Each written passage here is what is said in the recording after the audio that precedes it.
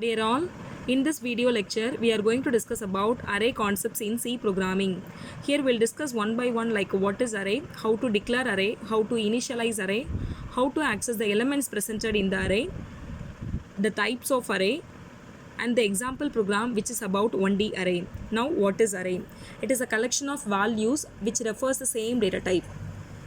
The data type can be like integer, character, floating point or double. Here the size of the array can be specified like in constant value. Contiguous or continuous, or we can say it like adjacent memory allocations will be used to store the array elements in the memory. So this is what array. The declaration, this is what the syntax to declare about array, data type followed by array name, index operator, inside that we have specified the size. At the end it must contain semicolon. This represents it is the end of this particular statement. So example, int marks as array name, index operator, inside that we have specified the 20 as a size. So automatically the index value will be started from 0 to 19. At the end it must contain semicolon. Once this statement has been declared in the C program, the size of the array and the integer data type cannot be changed. So this is about declaration. So next we will discuss about how to access the elements presented in the array. Normally the elements can be accessed with the help of index value. So with the help of index value, you can be able to access the elements which is located in the corresponding position. Consider the same example, int marks of 5. So for that, how the memory can be allocated. So as I already discussed, it has contiguous memory allocations, or we can say it like adjacent memory allocation. Consider this is what marks of 0, marks of 1, marks of 2, marks of 3, marks of 4.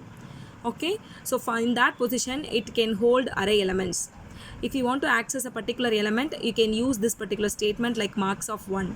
Okay, so how the memory can be allocated in the sense, so normally the processor will take the random address for the first elements, that is what marks of 0. It will take the random address like 2120, just to consider like that. So before that you just see the what data type they have used. So here we have used integer data type. So normally the size of the integer data type will depends on the processor what we are using. So consider here we are using 32-bit OS. So automatically the size of the integer can be a 4 bytes. So for the first elements, it will take the random address like 2120. Then for the next element, it will take 2124. Since the size of the integer can be the 4 bytes. So likewise, it goes on. So this is what the memory allocation for the corresponding declaration. Okay, so this is about accessing of array elements as well as the memory allocation for the corresponding array. So next, initialization. It is possible to initialize during declaration itself, like int marks of 5. At the end it contains semicolon. So this is what declaration. So this will be initialization. You are going to initialize some value. This is what initialization, or we can say it like definition. We are going to assign the value to the corresponding variable. This is what initialization or definition. So here I am going to assign a more than one value. So this is what array. Okay, so int marks of 5, 9, 10, 8, 7, 6. So these are all the elements can be holded here. Okay, 5 elements, because we specified like the size of the array is 5, so automatically it can hold only 5 elements.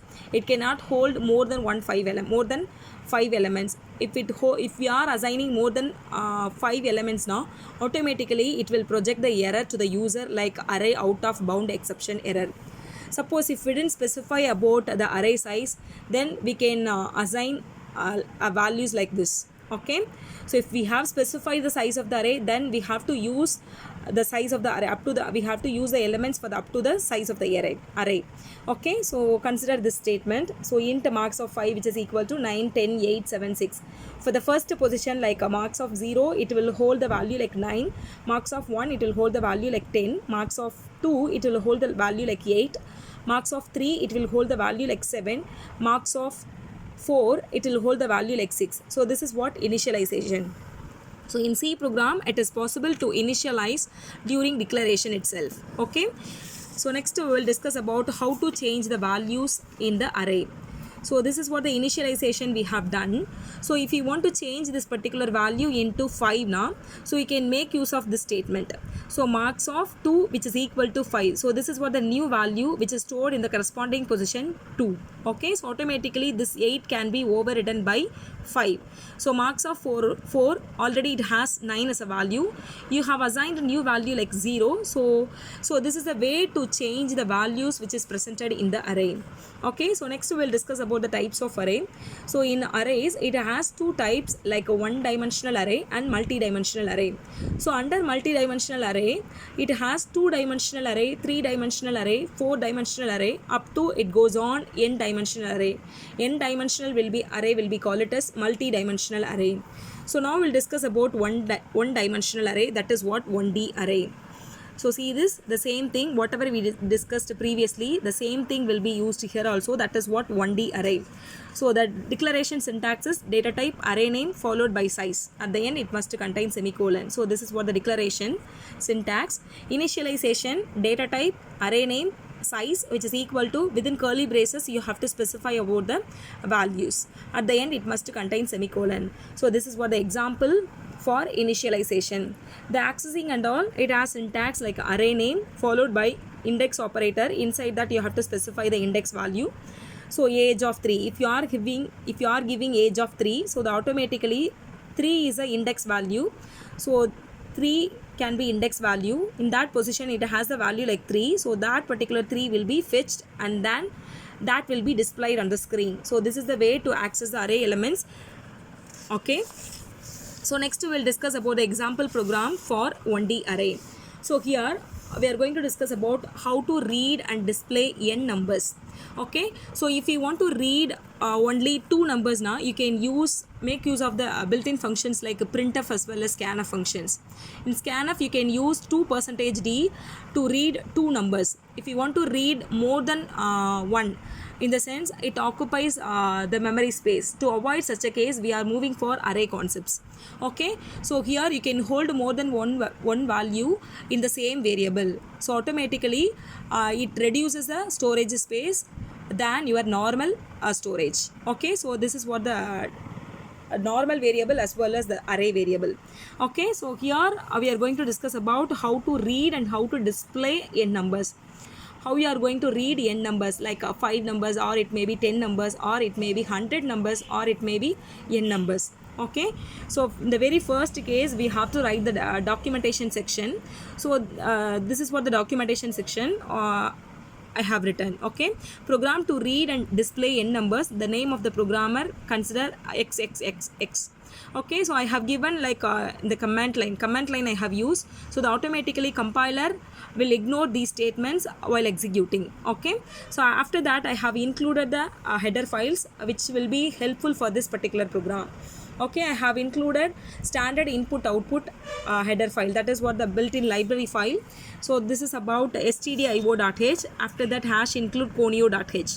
Okay, so this is what the preprocessor directives I have included which are required for this particular program. So next I have started with the main function. So before clear screen function I have to mention the declarative part. Okay, after clear screen you can mention about the executable part. Okay, so the very first case, in declarative part you have to declare all the variables which will be used in the C program, which will be used in this particular program. Okay, so I have displayed the message like a program to read and display n numbers. So this is what understanding purpose. Third party or other users can understand what we have written.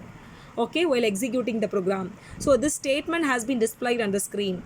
Program to read and display n numbers. For that I have used printf built-in function, which is normally supported by stdio.h header files. Okay, so after that I'm going to say that enter how many numbers. So I'm going to read the n value using a scanf statement, scanf %d ampersand n. So this particular ampersand, it will allocate the address for the corresponding thing. It will allocate the memory for the corresponding value which is going to be read. Okay, so that's why we are giving ampersand symbol in scanf statement. So next we are going to read the numbers one by one. For that I have used printf statement to display that message. Enter numbers one by one. So then I'm going to read the numbers one by one with the help of for loop. That is what for I which is equal to 0, I is less than n, I plus plus. Scanf percentage d ampersand a of I. So here this particular I denotes that this is what the index value for the corresponding array. Normally the index value will be started from 0 to n minus 1. If you are using n value now, so the index value will be from 0 to n minus 1. So that I have used the conditional like I is less than n. Okay, so how these statement will be executed now?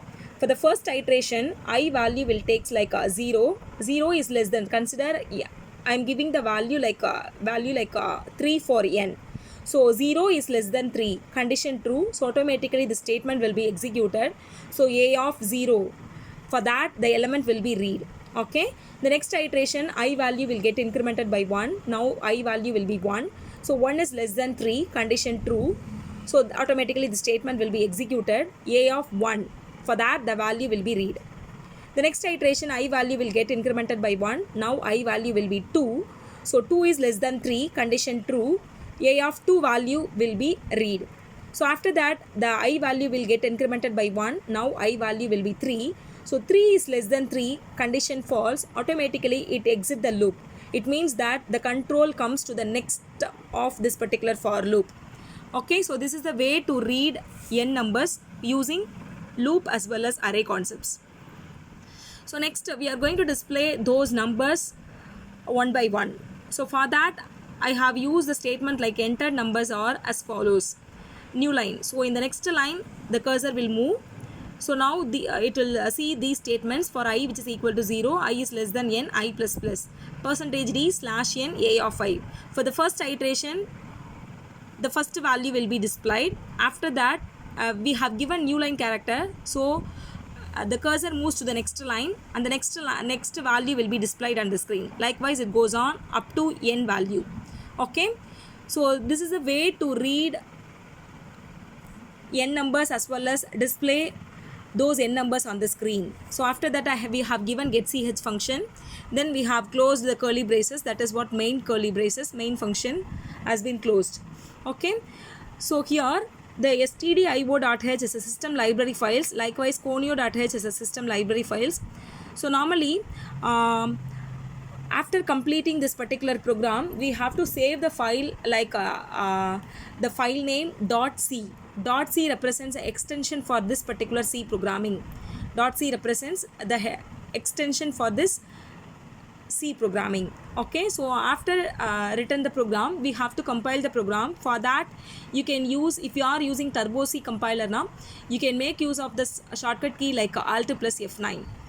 Okay, so Alt plus F9, after pressing Alt plus F9 it will display errors. If it has any error it will display those errors. We have to rectify those errors. After rectifying the errors you have to run the program. For that you can use shortcut key like a Control plus F9. Okay, so it will display the console box. There it displays the statements like program to read and display n numbers, and then it will ask the user needs to enter how many numbers. I have given 5 as input. So next it displays like enter numbers one by one. So I have to enter the number. I have given like 2, 4, 6, 8, 10. So after that while pressing enter it displays a message like entered numbers are as follows 2, 4, 6, 8, 10. Since we have used new line character to display all the elements. So this is the way to implement C program. Okay, so after compiling the program, what will happen during a running time, what will happen now, the automatically the linker will be executed. So linker will link all the statements with the header files, with the system library files. Like here this particular stdio.h, your compiler will verify, your linker will verify whether for printf as well as scanf statements whether the user has specified, whether the user has included the stdio.h or not. Okay, so these and all verified during the running time. So that is what automatically it will happen. Okay, for clear screen and getch, these two built-in functions which will be supported by conio.h system library files. Okay, during the running time the linker will do the operations. Okay, those operations will be carried automatically. So after that, it will display the console box. There you can interact with the system. You can interact with the program. You can provide the input. That particular input will be processed and the corresponding output will be displayed on the screen. So this is about C program. Thank you all.